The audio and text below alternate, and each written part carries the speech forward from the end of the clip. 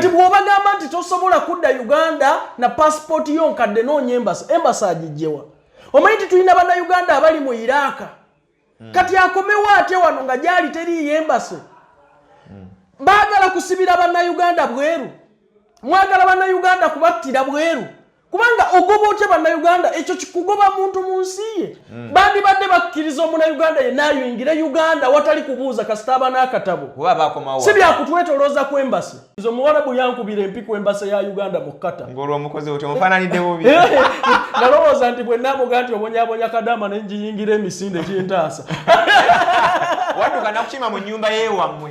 Because eri enjuuyo. Nankuba empi kati bwe nkugamba nti embassy bed space mu mawanga g'Abawarabu. Gwe njagala oli avaayo agenti si bed space nga bankubirawo empi. Abantu baffe toyongedde batiisa. Ati nga bankubirawo empi. Ekyo sinalala kukyogera ne bazimpisaamu ba. Mwagala kulaba bazadde na buliri bwabwe ku internal affair. Nga bazze be.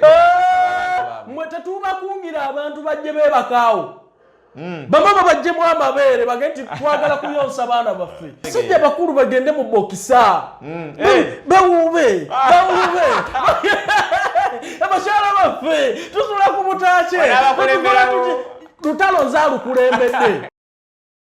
Kale tukwanirizaako nnyo nnyini ddala erinnya eryange nze Sonko Muhammad mpya subscribing akwata kadde obeere ng'otweyungako tukuwa emboozi ez'enjawulo nga tuyita waneene wennyini ku mukutu webiro tulabira era kyawabula oba kyateesa comment section weeri ne ku namba z'essimu eziri awo. Tuli wa Calvin Kayanja olunaku olwaleero tujja ne tubeera nga tusootola ensonga ez'enjawulo. Muganda wange tusanyusa okukusanga olunaku olwaleero. Agamba atya Sonko? Sonko Muhammad wendi wano. Bagamba ki basubscribe abaganda baffe mwenna? Abantu be bali bagezaako kwongera twegattako. Mwebala okusaasaanya information. Nali ndi awo interview eri gye twakola nga basazeemu buli wamu wonna ebunyamawanga. Mukola kyamaanyi okutambuza information link mugitambuze subscribing tulabe nti ate tunyumirwa omukutu guno. Amina. Twagala tubeere nga tutandikira olunaku olwaleero. Amasimu mangi message nyingi ezijja. Waliwo omukyalo omu yazze n'agamba nti kati ekisibo nga kyakagwa immediate n'okuba nga akomawo. Naye yafunye ku mawulire nti passport zikyuse. Bw'atalina passport tajja kuva bweru kukomawo. So bakadama bayinza ekisibo badde ne bali mbweraliikirivu obw'amaanyi. Tulina problem. Omanyi nali nakyawa nnyo okukambwalira abakungu ba gavumenti. Abakungu. Naye ebiseera ebisinga balabika baagala kuwulira ddoboozi ddene, baagala kuwulira bigambo bikaawu, baagala kuwulira bigambo bibawemula ku nsonga z'Abannayuganda. Toyinza kugamba nti passport y'Omunnayuganda eyagenda ebweru ogifudde expire gyali. Toyinza kusibira Bannayuganda bweru wa Uganda. N'ogamba nti buli Munnayuganda yenna alina passport enkadde agende ku embassy. Naye ng'ate n'embassy yennyini gy'oyogerako waliwo abali mu mawanga nga tewali embassy. Gavumenti eno yateekako embassy mu Oman naye okimanyi nti eriyo Bannayuganda. Kati bw'obagamba nti tosobola kudda Uganda na passport yo nkadde noonya embassy agijjewa. Omanyi nti tulina Bannayuganda abali mu Iraq. Kati akomewo ate wano nga gyali teriiyo embassy. Baagala kusibira bannayuganda bweru. Mwagala bannayuganda kubattira bweru. Kubanga ogoba otya bannayuganda ekyo kikugoba muntu mu nsi ye. Ddala ng'eweddeko tebajja kudda oba tukooye okuwandiika amabaluwa okunnyonnyola abantu bano kye balina okukola. Balina nabo okwerowooleza ng'abantu. Nti ddala mulimu abantu be tugamba bino nga tebabitegeera. Embassy zaffe tuzikubyemu ebituli emirundi mingi. N'ekipapula kye bagamba ekya emergency travel document tebagaba kya bwereere. Ne waliwo Omunnayuganda ali mbizibu nga talina na ssente zisasula ssente ezo ku embassy. Okitegeera? So kyenjagala okubuuza gavumenti ya Uganda kati abantu abali mu Iraq bo badde batya wano wali embassy gye mwateekayo. Okimanyi tulina Bannayuganda abali e Bahrain wali embassy waliyo wadde office ya Uganda. Tulina Bannayuganda n'abali e Saudi Arabia bennyini embassy tennatuuka kubasavinga kimala. Embassy mwazongedde capacity zituuka ddo tuddo. Olwo batandikiddewa bano. Bandigambye bwe bati nti buli kisaawe kyonna ekya mu nsi mw'oli tugenda kuteekako desk nga bw'ojja ne passport enkadde tukuwa emergency travel document. N'osobola okutuuka bitwagala gavumenti ekole.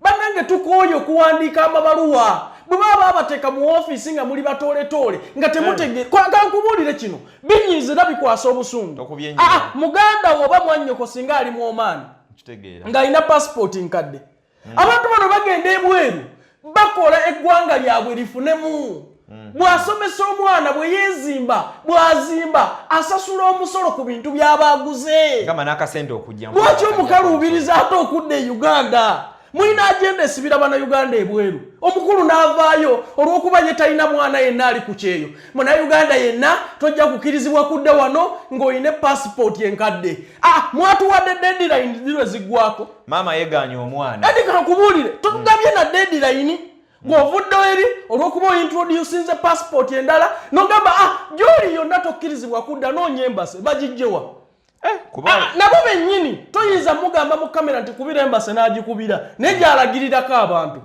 okitegedde n'omugamba kale tuwe ku namba za public omuntu kwasobola okukuba embase bamulagirire okitegedde abantu abaffe be mumanyi bulungi bali ku mawanga mu makomera bannange abayintana afeya mwagala lulimi ki nze nakoowa okuwandiika ebbaluwa zange gye muli tolaba lipulayi tetugenda kubabeeza mu ofiisi nga tubabuulira ekyokukola tujja kubateera embwa abannayuganda tujja kubagamba babeere bakaawu gye muli oli akuwemula eggambo kubanga batuufu boogeze obusungu gye muli ddala n'osinziira n'abazadde waliwo n'abazadde bonna ne batunula butunuzi bwe tivi nekuba egguliro eryo ne mutagenda ku internal affair nga bagambye nti omwana wo takkirizibwa kudda wano anoonye embase ate kuba mu bantu okusinga ddala okusibira omunnayuganda ebweru waliwo okukuma omuliro okusinga okwo okukuba omuliro okugamba nti omwana we abadde akolera ebweru pasipooti ye eweereddeko eyo kale tennaggwako kuba ekyakola naye tusazeewo anoonye embase bw'aba ali mu nsi etaliimu embase gavumenti ya Uganda yateekako embase mu Oman teri bannayuganda yateekako embase Jordan teri bannayuganda yateekako embase Kuwait oba Bahrain teriyo bannayuganda tebaliyo mu Iran tebaliyo mu Iraq tebaliyo Afghanistan tebaliyo batandikiddewa ati kyenkugamba ekyo kubana ananeze kwebuuza gy'oli ng'oyagala tusinziire wano bannange baminisita mukulu wayogedde bulungi tetukyalina bigambo biwooma eri bantu abo bw'aba tasobola kutuula mu katebe ke mu ofiisi ne yeetegeerera n'agamba nti olwaleero kandowoozeeko ku bulungi eri bannayuganda tetubirina sikyalina bigambo biwooma gye muli tukeera ne tuwandiika amabaluwa n'obannyonnyola bagundi eyo tetulinayo embasi omuntu akoze atya kati maama nze anaalagirira nga aba internal affair wa Uganda weeyina embasi n'obeere n'embasi emu nga yeesaavinga buli wamu wonna otegedde yeyo Uganda echekinga ku bantu bayo abali ebweru ati kugambye abantu b'otachekinga oleeta otya ebyo bannayuganda olwaleero bali mu mawanga nga balina mu makomera nga passport eyo gye weexpirinziza yeyina okumuzza wano gavumenti egenda kukola nani process emuzza wano bannayuganda bagenda kumalako ebisanja byabwe oba emyaka gyabwe gye bamusibye mu kkomera lyonna mu nsi gy'alimu bagambe naye nti dokimenti ye kutambuza tekyali valid naye nga gavumenti tegenda munoonya mu kkomera eryo tubalina Jordan olwaleero basobola n'okugamba nti ebbanga liri okumusiba liwedde kaddeyo ewaabwe naye bikutambuza tebiri valid naye ate gavumenti tegenda kubireeta maama byebo bye twagala twogeze ebigambo eby'obuwoomu tulina okubeera mu ofiisi mwe batuwadde emirimu ddala nga tufa ku bannayuganda bannayuganda bali mu mawanga mangi gavumenti gyetali eyo gye banoonya akawogo toyinza gwe kusinziira wano Calvin kati abaana bano bambuza bagamba Sonko tutandikiddewa ati kyenkugamba ekyo yekafuwefuwe gwe tuliko nayogedde ne balooya ne bagamba tuyinza okukuba abakulu bano mu makooti babagobe mu maofiisi era bwe tuba tusuwinga gavumenti request yaffe ebeemu nti gundi ono noono bamugobe mu ofiisi toyinza kugamba tukize mu buntu bino si byakunoonya nsimbi nti tutunda passport tukize mu buntu ddala omuntu ali bweru teriyo embase bw'ogambye noonya embase gyeri omukulu we tuyinza omusuula mu maani n'atulaga embase weeri tuyinza okumuteeka Jordan n'atulaga embase weeri naye ate kankubuulire kino n'omuntu gwe bagambye nti noonya embase takkirizibwa kuva mu nnyumba ya mukama we wadde ebigere kyekiruma n'omuntu gw'ogambye nti noonya embase takkirizibwa kuva mu nnyumba ya mukama we wadde ebigere ebi bibiri agivaamu asuulayo kasasiro Osegede gwe gwogamba nti passport yo katugisazizaamu n'onye embassy agijjewa abawarabu tebategeera bino wayisizaako ekigambo mu luwarabu okunnyonnyola bakama b'abantu bano nti munoonye embassy buno obutabo tubusazizaamu nga kiri mu luwarabu kati so n'otunuli omutwe ne gukuluma n'ogamba naye kati abantu bano bagwana ki olw'okuba ye talina mwana ku mawanga talina muntu yagenda kweyiyizaayo bo balinda zaawano kati munnange abo tetukyalina bigambo biwooma gye bali kubanga tunoonya webiva tewali so n'olwekyo okugumya abaana bano tubagambe Calvin atandise bw'enkola yogenda mu kooti ati kyenkugambe era lwe tugenda okuddamu okusisinkana ogenda kulaba ebipapula byaffe nti nga tuli bakaawu nti yesi ebyo byogedde naye ono omuntu avunaanyizibwa ku muntu ono abamu tebamanyi na luwarabu wadde oluzungu kunnyonnyola bakama baabwe nti eno passport tekyakola nabadde njagala kikubuuza nti abaana abava eno teyasoma embasi erina okunoonya techniques ezikola emirimu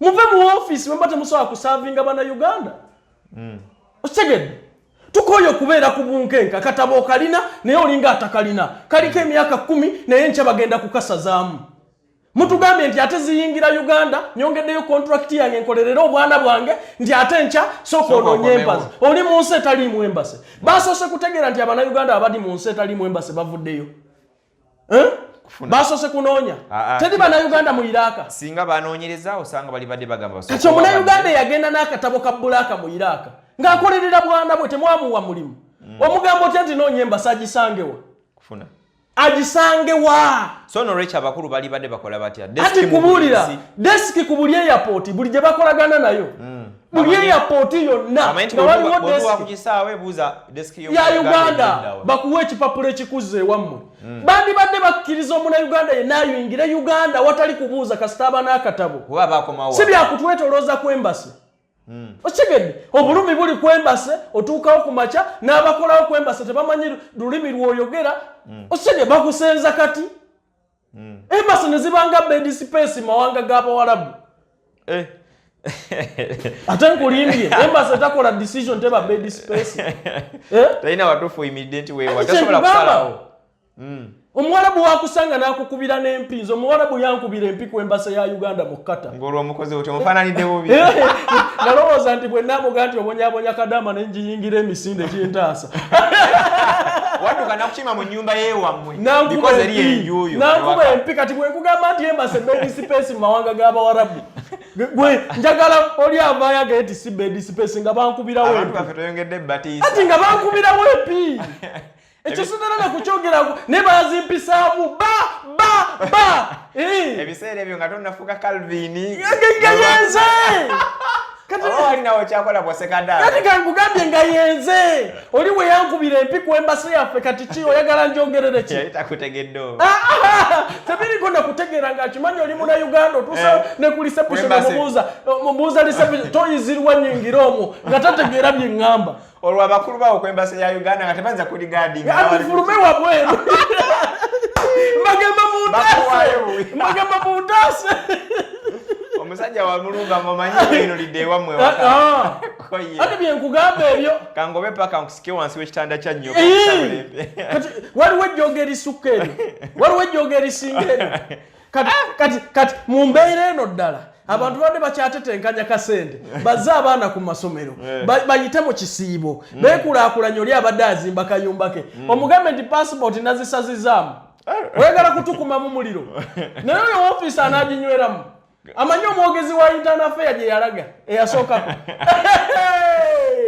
nze nkubuulira kino okudda kw'abano olwo ati nkubuulira kuli matiga ate agenda kuyitawo gwe n'otatuwaayo wadde ultimatum nti myaka egi myaka 2 n'osalawo gwe bawadde akaseera mwetereeze oli yandigambye kaniniwinge kambiveeko oba oli ategeeze abakama be n'otagaba notisi ng'omuntu ali mu nsi etaliimu embasi mwagala kutta bannayuganda oba tebagala badde mu bangi ati kyenkugamba abawarabu bagenda gikozesa nga advantage olina passport nkadde toddayo oyagala kufuula abaana baffe baddu eyo internal affair ate kitwawuliddeko ng'abagamba nti ejja kukola paka lwena getinga expired olekuba ku renewing ati kyenkugamba eno empya balina ezabbulu ezasooka ze tutaabasaba era be bazituwa okitegedde bwe baleeta endala ne bagamba ziri oyingira ne tokola ki tofuluma ne kati bagaye toyingira n'okuyingira kati baganye toyingira eri tetukyagibalanga passport nabo kyabasusseko balina passport 3 mu nsemu eyabulu tekyakola bagijjeewo kati ani abalira Uganda eno ebintu bye mukola olwaleero mu 2023 amawanga amalala gabikola mu 1900 okitegedde Kyagulanyi yalikolayo concert endala tekyagamba andigangubuulire kino olina okukola ekintu mu budde bwa eyaleeta zino akyali mu ofiisi we mwaleetera eya East Africa nga pepa teri bayo simanyi bayo bakiyita batya biotulemetic simanyi biotulicarbonate lwaki temwagireeta tezaaliwo endala bw'otunuulira passport z'amawanga amalala si kipapula lwaki mwaleeta ekipapula waliwo eyagobeddwa mu ofiisi ati kababuulire bannange ebyo mukooya bannayuganda bwe munaloota eyakaveera nga muleeta eyakaveera nti eno tetoba nti eno yakabaati nti eno gyegamamu n'enkuba owanika mpanike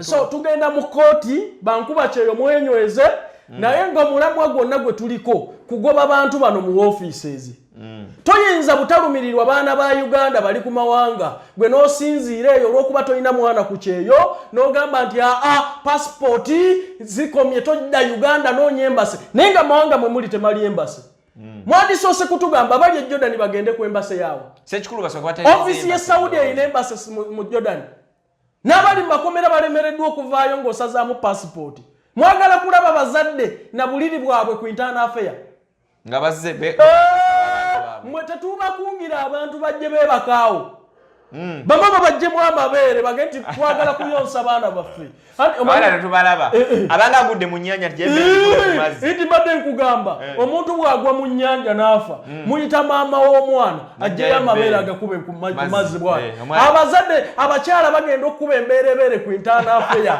abaana baffe bwe mwasibira ebweru passport mwazigana ate banoonye embase naye gye mubasindise teri embase agireyo oyo omwogezi amabeere amukuba amabeere ajja kulekulira mu ofiisi abaana bakomyewo bayonke mabeere gannuma bakyala baffe okitegedde basajja bakulu bagende mu bokisa bewuube abakyala baffe tusula ku butaakye lutalo nzaalukulembedde oluyita luto bana ebigambo bino bya Calvin Kayanja byange numirirwa bannayuganda balina okudda wano ku pasipoti zaabwe bwadda wano at least aleme kufuluma naye toyinza kusibira mwana waffe ku mawanga mbonoonya embase neziriyo bifulukwanga ogamba nti omusibira bweru mbusooka onoonya embase tetujja kubikkiriza ebyo Okay, so tuli wano Calvin Kayanja okulaba nti tumulungula ensonga. So ensonga ya passport mwena abadde bajja mu inbox abakomentinga ndozo ensonga muziwulira. Omukulu yeeno president wa Musaide eyo bankuba kyeyo. Yalinye ddala yasoka bawa bakadama nayongera maaso nabeera wa bankuba kyeyo. Bakadama batandise okutambula amawanga ngale kooti temonsi